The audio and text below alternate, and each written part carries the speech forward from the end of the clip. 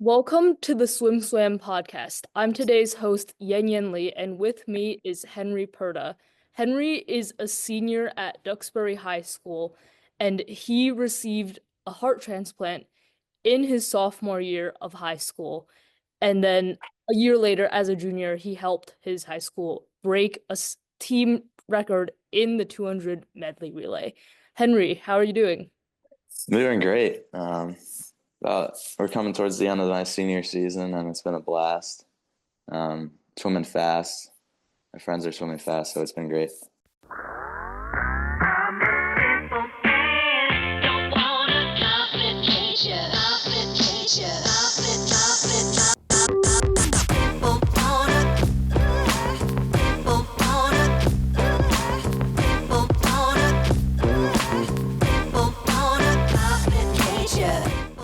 This episode of the SwimSwam podcast is sponsored by Commit Swimming, SwimSwam's exclusive team management software partner. Since 2015, Commit has been providing coaches with swimming's leading workout management software. And now, Commit has team management software too. Commit wants to help you make the switch from Team Unify to a simpler, more powerful solution. Their onboarding and customer service team will walk you through every step of the way. Check them out at commitswimming.com to book your demo today. That's COMMIT swimming.com. How has your senior year been? It's been fun. I've been looking forward to my senior year for a while, and I mean it's great. Like in the pool, out of the pool. We have a great team this year, and it's just a lot of fun. A lot of fun stuff this year. And is your mindset as a senior more like trying to take in every moment because you know it's your last one in high school? Yeah, I mean somewhat, but like I also want to win, so I'm kind of taking it in, but I'm still trying to go best times. Obviously, I'm still trying to get faster, and I think that's what my fellow seniors would say as well. We're trying to savor the season, but we're also trying to do our best to perform. Yeah, you've got to balance that like being in the moment and also Yeah, knowing exactly. next. Yeah. Okay, so I want to turn the time back a little bit and just talk about how you started swimming. Like, how old were you when you first? Well, I started taking lessons like very young, but I didn't join a team until I was about 7, which is still very young. But I joined a local club team, and I started swimming about 3 days a week. Um, and I just fell in love with it. Had a lot of friends that I made on the team. I just spent a lot of time in the pool, and I think like a lot of club swimmers, it's like once you find your group, you just kind of keep going back. You keep swimming just to stay with those kids. So was it more of the people that kept you swimming or was Yeah, I think for sure. I mean, it's like it's a hard sport, and if you weren't swimming every day with people you enjoyed training with, I don't think, especially for me, I don't know if I would have kept with it. But I just had a great environment where I had great coaches, I had great teammates, and I that's what kept me motivated to stay with it. and you said you fell in love with swimming from a young age. Was that Yeah, because of the people or what or something else about swimming that I always like swimming because um, it's like other sports. It's harder to tell to see improvement for me, and I think at a young age I really enjoyed um, like seeing myself drop time. Back then it was a lot easier, but um, like I enjoy the fact that you can just go to a meet and it's not necessarily like other sports where it's harder to differentiate between uh, like players on a field or whatever. It's like you either go best time or you don't. And I liked racing my friends and pushing each other. And I think that's I mean the people too, but I think that's why I really liked the sport itself. Um, for sure, yeah. Yeah, that's definitely something that's super unique to sports like swimming, where everything's objective and there's a really clear way of measuring your improvement Yeah. times. Some people like it, some people don't, but Yeah. definitely it makes I, things clearer. yeah. I think like some swimmers when they, especially when they get older, like, I mean, you go to fast meets in high school and it was like a lot of times you see people having the best day of their lives and some people are really upset. And I think that's like the reason. It's because it's so like, it's like you either drop second or you add a second and that can make or break your day. And I think that's why people love the sport, and that's why, and it can also drive people away. So, but Interesting. for me, You you like that the sport is defined by a number. yeah, I enjoy that. Mhm. So you did club swimming since you were 7, and you joined the high school swim team your freshman year. How was that first season for you? Oh, it was the best. We had a big team that year. Um, we've always had in Duxbury, we've always had a bigger team than most other schools. Unfortunately, swimming isn't the most popular sport in high school, but uh, we had we've always had like a big team. So it was fun, and it's such a different dynamic from a club team, um, in a good way. Like I always think, I have swimmers that just do club and swimmers just do high school, but I always say it's like a mix of both is great because on club it's definitely more focused on performance, and not to say that high school isn't, but high school you get more of that feel that you would have on like a college swim team, I think, and it's like the camaraderie and stuff. So I really enjoyed my freshman season for that reason. It was just a different approach to swimming that I had never experienced before. And I really enjoyed that season. We had a blast. We were fast. Yeah, it was great. It's interesting. I do agree that high school swimming has the team aspect is more similar to college, but club swimming is on a closer level to college swimming because most college swimmers did swim club in the past. So Yeah, it's an yeah. interesting comparison. Yeah, that's why I think of it as a mixture of both. I mean, I have a bunch of friends that swim in college and they're all club swimmers. Mhm. But I think the best situation you can be in is be on a club team that has that camaraderie where everyone Mhm.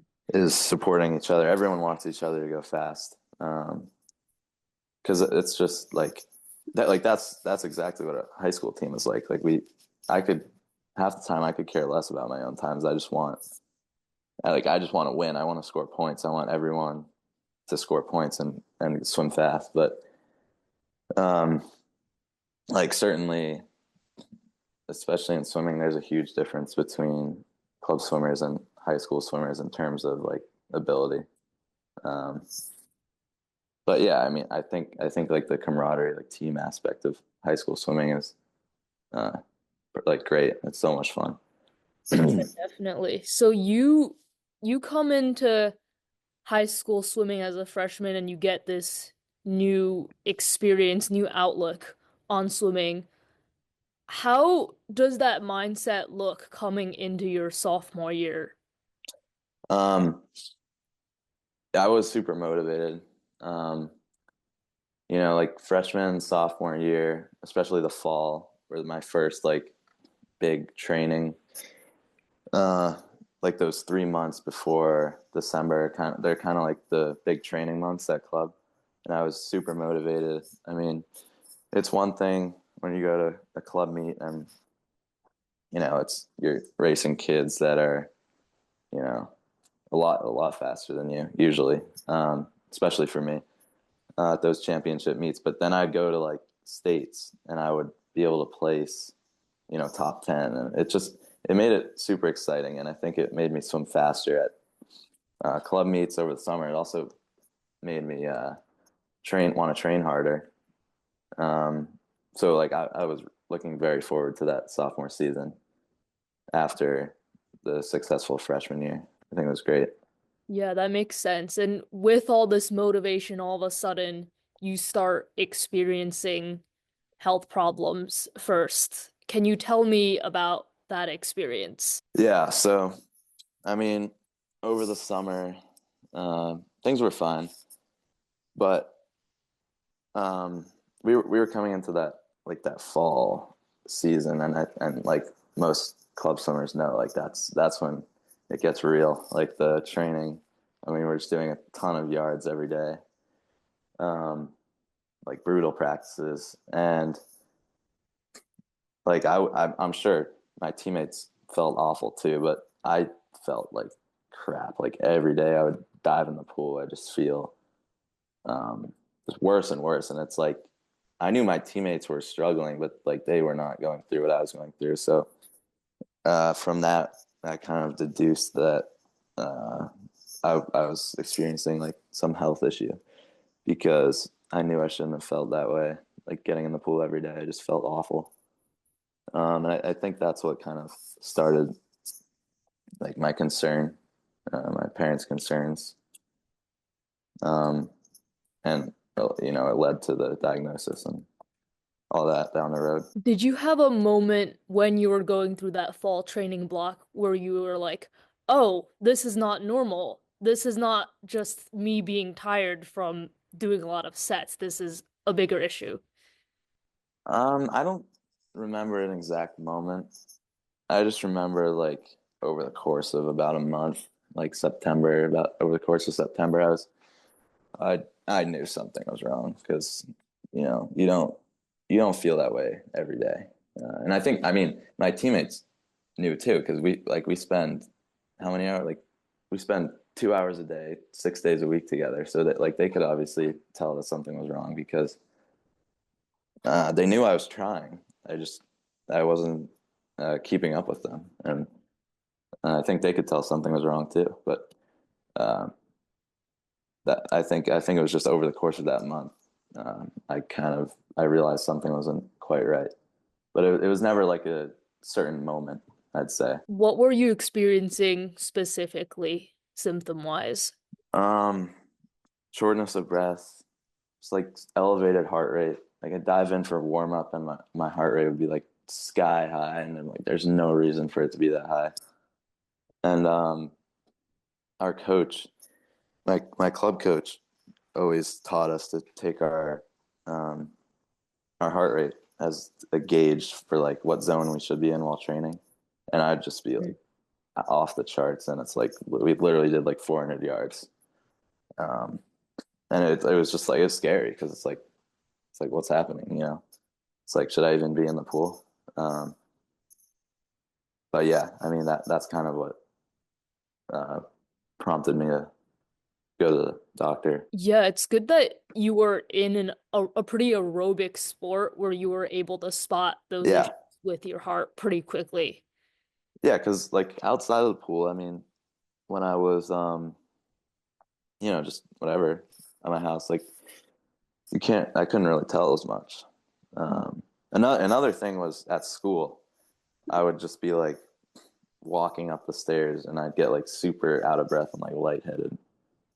Um, yeah, so yeah, I mean, it's a good thing I was in the pool because I mean, that was the biggest indicator to me. Yeah. And so you were diagnosed with restrictive cardiomyopathy. Yeah. Uh, can you tell me a little bit more about that condition? Um, it's pretty rare. So it's like cardiomyopathy is not rare. It's like your standard heart failure, like heart disease, but restrictive is worse. It's kind of like cardiomyopathy is disease of the heart muscle. So there's a muscle that envelops like the heart tissue, and it's what squeezes it. But because I had restrictive cardiomyopathy, it wasn't only unable to squeeze as efficiently as it supposed to, it couldn't relax either. And that's what led to the high heart rate and such, because it can't relax. So it's just kind of stuck in this medium frequency. Like it can never fully relax or fully cool down. You know what I mean? So it's kind of it was just kind of like under stress all the time. So your heart rate was just high all the time. It was never resting. Yeah, I mean, yeah, yes, but that's not the only thing. I mean, that is like the thing I noticed the most, but that's not. I mean, it's not. There's other things like one, the heart's like the main organ in the body, so other things were amiss too. But that's like the main thing I noticed. And so when you were diagnosed with this condition, was it immediately like, did they tell you immediately that you had to get a heart transplant? Yes, after the diagnosis, yes, but I was in the hospital for 2 weeks before they diagnosed me. I went to like every department of the hospital. Uh, I was there, yeah, 2 weeks, and then I had a biopsy of my heart, which is like they take a sample of the tissue, and that was when I was diagnosed. And yeah, like same day, they're like, yeah, you have to have a heart transplant. There's no long-term therapy that can fend off the condition. Like it's a chronic condition, so it's not, you can't fix it. You know what I mean? Mm-hmm. Yeah. What was your reaction to that information that you had to get a heart transplant? Like initial reaction. Well, I mean, I was just like, I was in shock. I mean, it's like, no one should have to hear that. And especially like I was with I think it was with my dad. I was like, obviously unexpected. I did not expect it. And yeah, I'd say I was just in shock. I don't really remember. It's hard to process. It's like, I don't know what to compare it to. You know what I mean? It's kind of like, uh, when something happens that's like very unexpected, everything was kind of a blur. It was just kind of like, I was just wondering like what's gonna happen, you know? Yeah, I was not ready to hear that. But the doctor, I mean, I trust them obviously, and I think that's why in the end it wasn't that bad. It's just like I trusted the process, I trusted the people around me. So yeah, I got through. You mentioned that the whole thing was a blur. That's kind of what I assumed that the experience would be like because it's such a big piece of news. It's like at Yeah, first, yeah. it's like a huge piece of news. And it's not even just like, it's not just the surgery itself. It's like you have to, it's going to affect the rest of your life, and it's going to affect, and then it's short term, like you're going to be in hospital for however many months, like 6 months at least. And then, you're going to be out of the pool, you're going to be out of school. Yeah. So it's like, it sucks. It's just kind of like, just kind of upends everything. Yeah. Yeah, and it's not like it's just any other organ. It's your heart, which Yeah. yeah. It's like kidney transplant, like you're fine. No, it's just, yeah, it was just like it was stressful for Mhm. sure. Yeah. So initially you were supposed to wait 6 to 8 months to get a new heart. Yeah. Is that a normal wait time or was that Yes. considered long? That's normal. There's two, there's like, I have to go to my memory, but but there's like different stages. So if you can live at home until your surgery, you're like not prioritized, which was me originally. I went home after the 2 weeks in the hospital. Felt awful, but I went home, and I was home for about a month. And then they move you, if you're in the hospital on like medication, they move you onto like the first tier, where it's like you're in the hospital, you need the organ more than the people on the other list. And then it's like reviewed. There's like a council of doctors. It's like a national thing where they decide if there's an organ available. They decide where it goes. They can fly them. So after about a month at home, I was moved to the accelerated list. And like but even when I went back to the hospital after a month at home, I expected to be in the hospital for about 6 months. So it was, and this was October. Yeah, October. So I was planning to be there until the spring. So even the top priority tier 1 list, you had to wait 6 to 8 months. Yeah, I mean, I didn't wait that long, because I got lucky. But that's like the longest you should have to wait. Is what they're saying. It's like you might get one the next day, but it's like the chances are super low. You know what I mean? So I it's see. it's like a prediction, but it's not always accurate. Yes, and so you got news of your heart transplant in 2 weeks, which is a very short amount of time. How did that happen, and how did you feel? Because you said it was really lucky, a lucky break. Yeah, I mean, I was so I was home for a month, and then I went back to the hospital, and 2 weeks later, it was like it's like midnight, and they were like, "Oh, there's like a heart for you." So, um, I was excited, kind of like nervous, obviously. I was planning to be in the hospital till Christmas, or like through Christmas, through into the spring. Um, so like I was happy about that. I was also scared, you know. So when I got the news, I was told, the surgery will be that night. And yeah, Definitely makes a huge difference. 2 weeks, 6 to 8 months, like you're missing a lot less just based on that. yeah, and I know, like, I probably, who knows if I would have even swam last year if I was in the hospital until like June. Probably wouldn't have. So it made a huge difference on my life. For And sure. I probably would have had to redo sophomore year as well. So tell me about the actual experience of getting a heart transplant. I'm not sure if you remember it all, but yeah, tell me what you do remember. Yeah, so it's it obviously has to happen like day of. So we got news of the organ at like midnight, and the surgery was at about midnight. So it was like 24-hour turnaround. So I met with the surgeon at like 7 a.m. and he just came in to like meet me and stuff, and he's a good guy. And then he went home to sleep, I assume.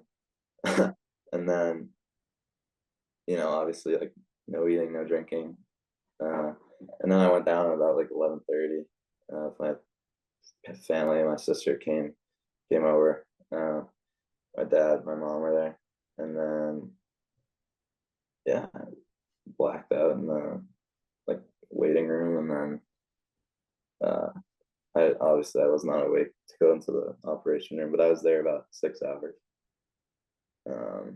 Got out at like 3 a.m. I mean, after the surgery, I was asleep for 3 days. So I I gained consciousness on, I think it was a Monday. So I think I probably was awake at like Thursday morning. But like obviously when you're under anesthesia, it's like that. So all of it, just 3 days and the whole operation, it's just you were just blacked out for all of it. Yeah. And so you wake up, how are you feeling? Well, I couldn't feel anything. Um, but after a few hours, it's like it's weird because you can't feel anything because you're on pain meds, but you can like kind of tell how you feel. Like I couldn't move. I was just laying there. There like tubes coming out of your chest and stuff. Yeah, I think the next day was when I first started like feeling like I like couldn't move my arms or anything. I was just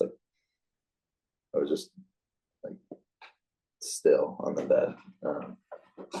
And my family was there. I was in the ICU, but I was not mobile at all. So you missed your entire sophomore year in person. You were doing classes online. Yeah. Obviously, when you start off, you can't move physically and you're a totally different person. Can you tell me about the recovery process from when you got home? Yeah, so I got home about 2 weeks after surgery, or 3 weeks after surgery, which is pretty good. Um, and by then I could walk fine. But I mean, when I was in the hospital for those 3 weeks, it took me about a week just to stand up. And then, it's kind of exponential after that. You start walking, you, like start moving, and you still have like tubes coming out of you. But once you get those out, you kind of start walking around, stretching. There's like physical therapy every day. So it's like once you're mobile and you're detached from all the like oxygen or whatever, that's like you're free to go. So go home. Obviously, I was still going there like 2 days a week. Still going to hospital 2 days a week. Getting it's called what do they call it? It's a ultrasound of your heart, like two a week. And yeah, just like I just was trying to get my mobility back. I wasn't in the pool. I wasn't gonna swim until the summer, which I knew. And I wasn't in school either. Like you said, I was online. But yeah, I was just excited. I was trying to not go too fast, but I was trying to get my strength and mobility back. I was trying to eat a lot. It was hard. It was hard to eat, but yeah, I was doing my best to get back in shape. I mean, you were doing all of that and trying to relearn like basic functions. Was there ever a point where in your head you were just frustrated with the fact that you were missing school and also missing the swim season? Yeah, yeah, yeah.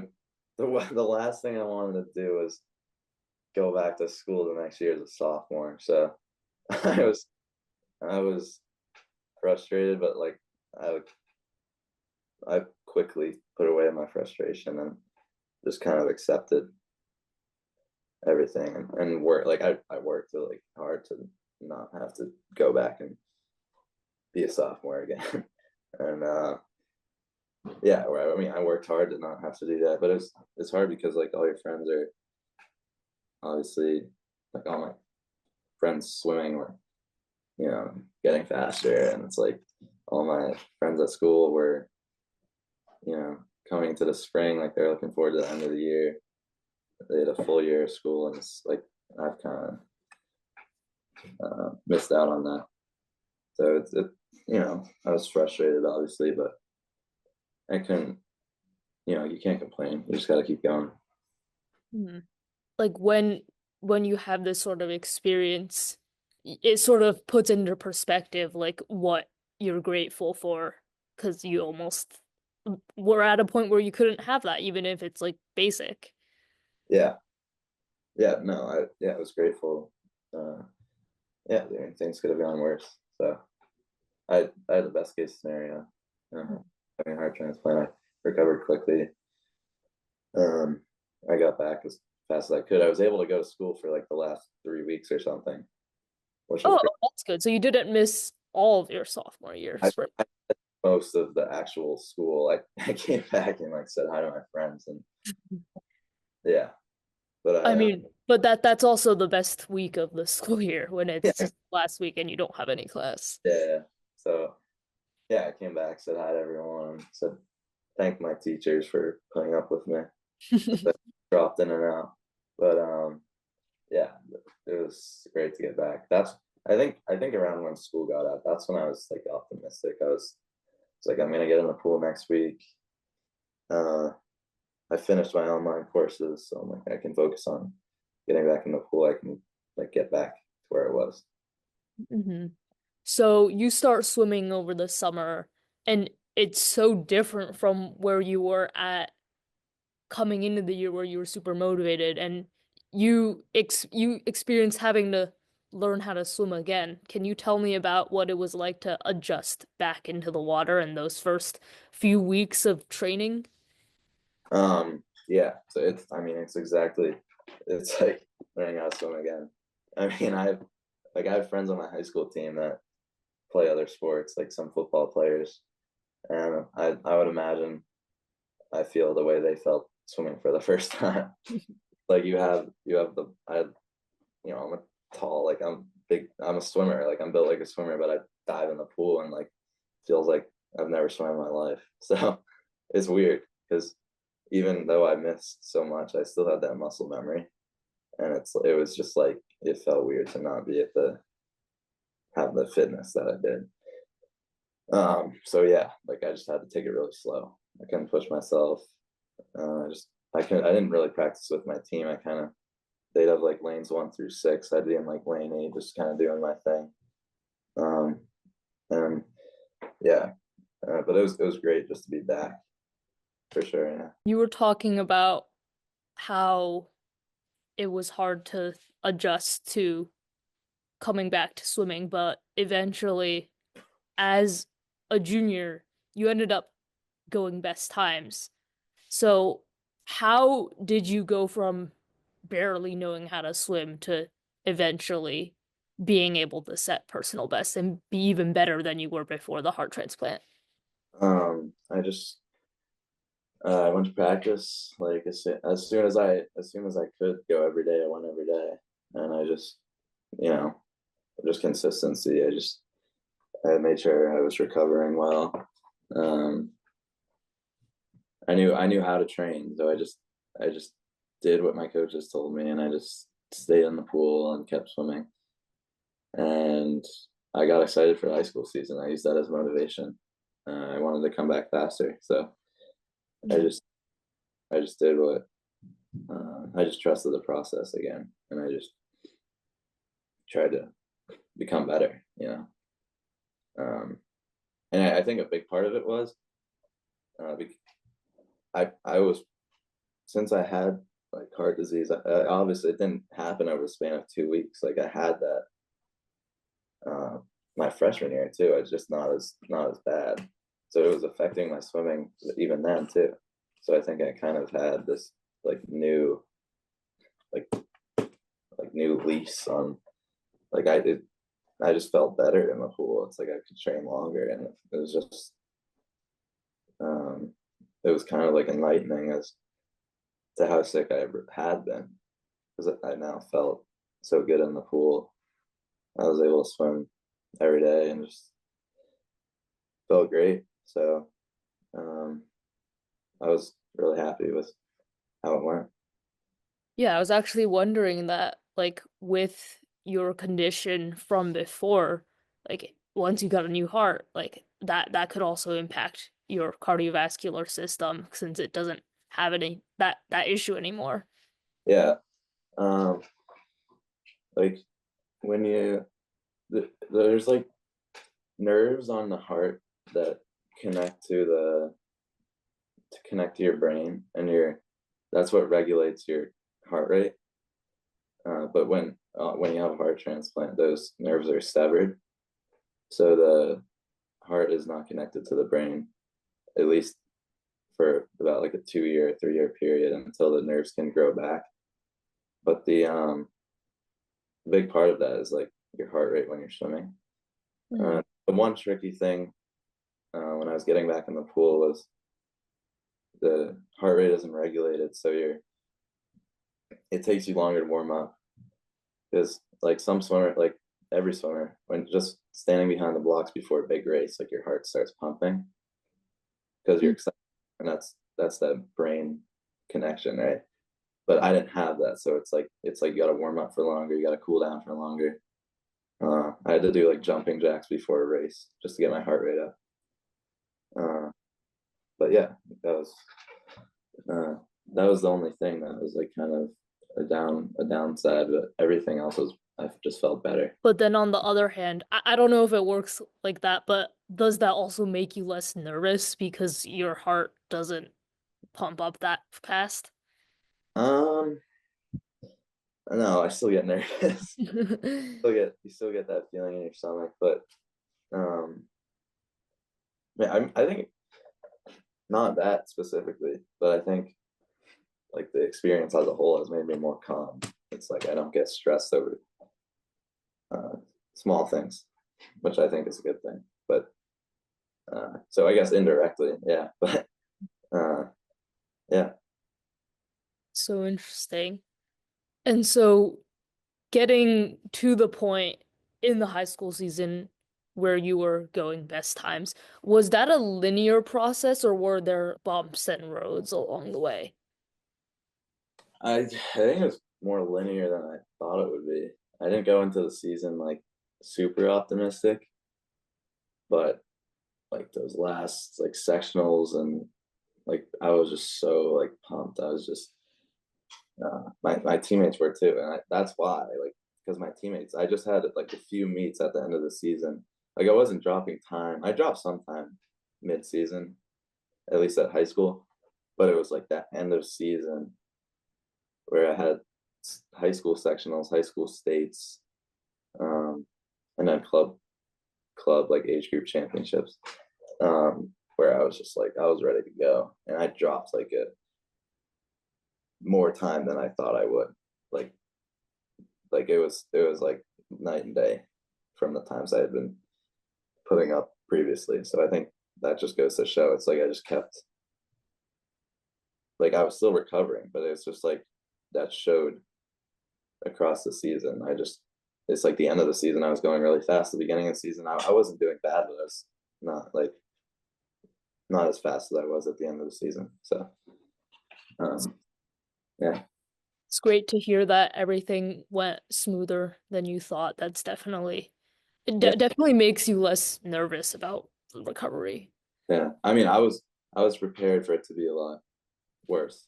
And I think that's why it went so smoothly. It's because I trained all fall. Like if I hadn't done that, I would dove in the pool for high school practice and I would have felt awful. But it's like I did that already. It's like I already dove in the pool and felt awful at club swimming. So when I get in the pool for high school and when I get in the pool like after high school season back at the club championships, I felt great. I was ready to go. And so you get to states and you and your teammates break the school record in the 200 medley relay. Can you tell me about that experience? Yeah, it was a great experience.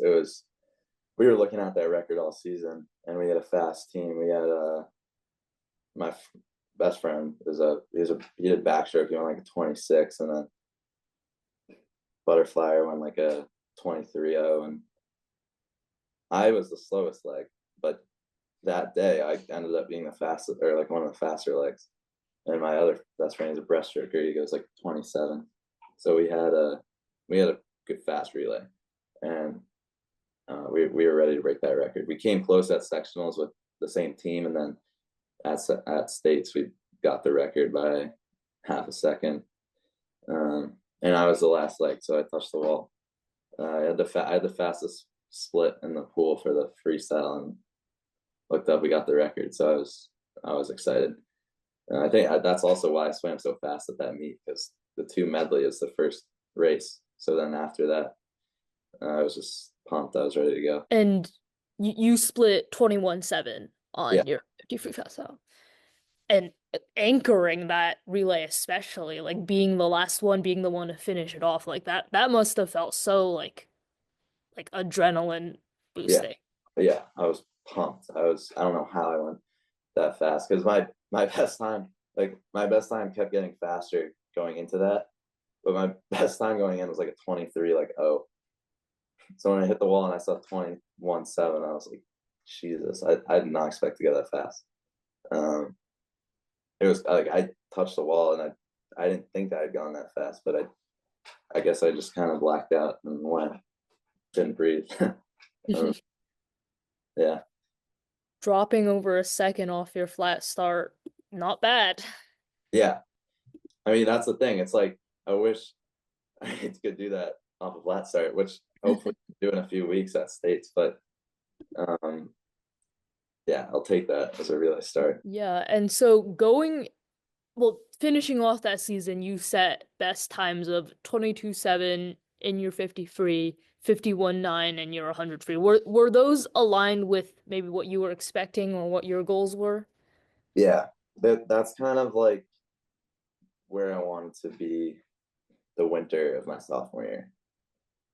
And obviously I missed that year, so I was happy. And I was like, I couldn't have asked. I could have said, "Oh, I want to go 21," but I wasn't gonna go 21. I was happy that I dropped the time that I did. Like you can't complain if you're dropping time in swimming. Yeah. So And you got on a relay, that's the first step. yeah, And so this state record, I'm assuming, does your high school pool have a record board? yeah. It's funny because I swam at that pool my whole life since I was 7 years old. So I've always been looking up at that record board. I never thought I'd be able to be on it. And it's a fast board. We have a fast history, so it's kind of even more rewarding, I think, than most people would expect. But yeah, Yeah, especially after all that you've gone through, seeing your name on that board. Definitely. And so you're in your senior season right now. You talked a little bit about your goals going 21.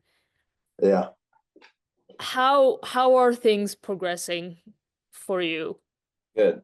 I mean, like last season when I dove in the pool at that first dual meet, I probably went like a 23.9.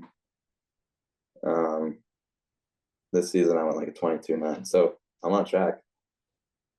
Second, if I can drop a second over these next 3 weeks, I'd be very happy. I don't know if that would win states, but that would be podium at states. So I'd be very happy with that. When are states for you? Are you tapering for them? We haven't started tapering yet. We still have two dual meets, and then next weekend is our league championship. And then the weekend after that is sectionals and then states. So we have, what is that, 3-4 weeks? And so aside from your swim season, you're also committed to going to Northeastern this fall. Yeah. I'd Yeah. love to know about why you chose Northeastern, which does not have a men's swim team, and and why you chose that for your future. Yeah. I mean, first of all, my sister goes there. And I spent a lot of time there because it's right next to Boston Children's, the hospital that I was at. And my sister was a freshman there the year I met her transplant, so spent a lot of time there with her and whatever. And it's a great school, so it was on the top of my list. And then I obviously had friends that are like, "Oh, well, you should swim," or like, I had friends that were gonna swim places, and it's like I'd always wanted to swim. It's like my freshman year in high school. It's like that's what I was training for, to swim in college. That's what a lot of club swimmers are training for. But I kind of just realized that I wanted to just move on. And I was like, I was like, I could swim B3, but I'm never gonna be like the fastest of the fast, like going to NCAAs, like winning all these. But I would have had a really fun time on a college swim team, but I was ready to kind of part ways.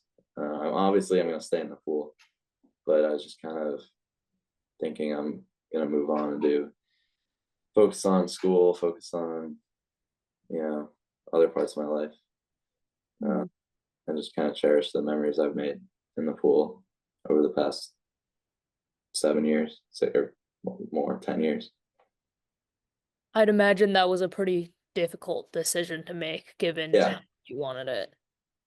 Yeah, because I mean, everyone that I know that swims in college just loves it. But I just, it's a long process to go through to try and find the right school that coincides with swimming. Like you don't want to go to a school where you're the fastest kid on the team, but then you're not, like, they don't have the major you want or whatever. So it's kind of as all my friends know, it's like a tricky thing to do, uh, especially, men's teams. There's less men's teams, so Yeah. like Northeastern, Mhm. but yeah, I was content with not. I mean, swimming's a hard sport, so it's like, do I want to chase best times for the next 4 years, or do I want to just not do that? Obviously, I want to stay in the pool, but do I want to keep doing it at this level? Like, probably not. Which is not. I think most swimmers would want to keep going, but it's just like, I feel like I'm also a year behind, so it's like I'm never gonna. Not to say I couldn't, but to be at that level would be like really hard to do. So I'd rather put that energy towards something else. I think. Yeah. I was gonna say, like, missing that sophomore year definitely Yeah, affected things. yeah, and I hate to use that as an excuse, but it's like, it's like there's only so much I can do. Yeah, So and it's an understandable explanation. yeah, Mhm. What are you studying at Northeastern? I'm studying mechanical engineering.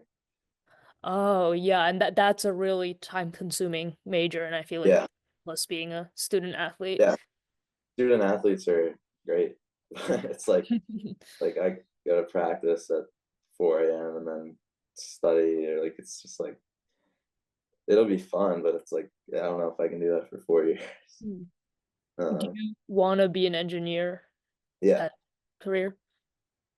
yeah, Okay, so before we wrap up, I just have one final question, and that's, do you have any advice for other swimmers or maybe athletes that are going through or went through the same situation as you? yeah. I mean, I think even if you didn't go through that exact situation, it's not very common.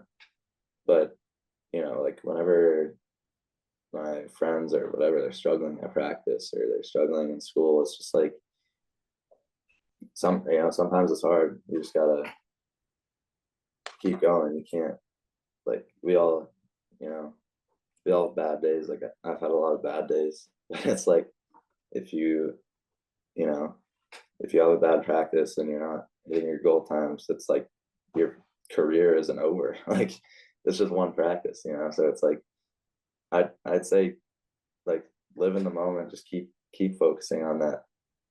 That next lap, that next, like, practice, whatever it is. Don't worry about, like, especially swimmers. Don't worry about, like, 4 years from now. It's like, I'm trying to get recruited, like, whatever. It's like, just enjoy. Go to those big meets and just enjoy yourself, and like, you're guaranteed to go faster if you're not worrying about how those times are going to affect your future.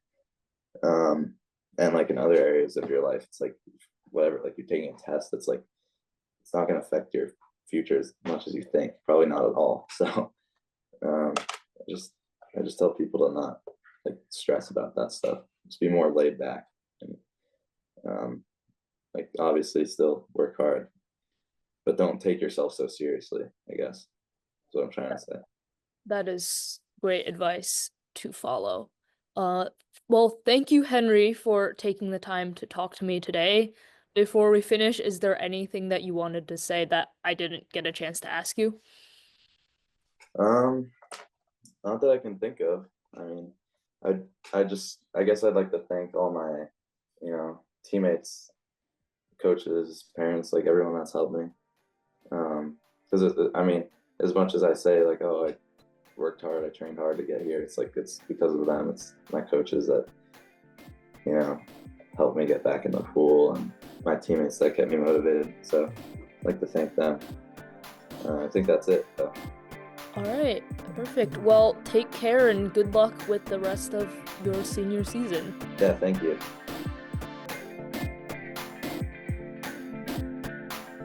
You've been listening to the SwimSwam podcast. Stay tuned for new episodes every week. You can take SwimSwam podcast on the go by subscribing on your favorite podcast platform. Look for links in the description below, and be sure to subscribe to our YouTube channel for more videos as well.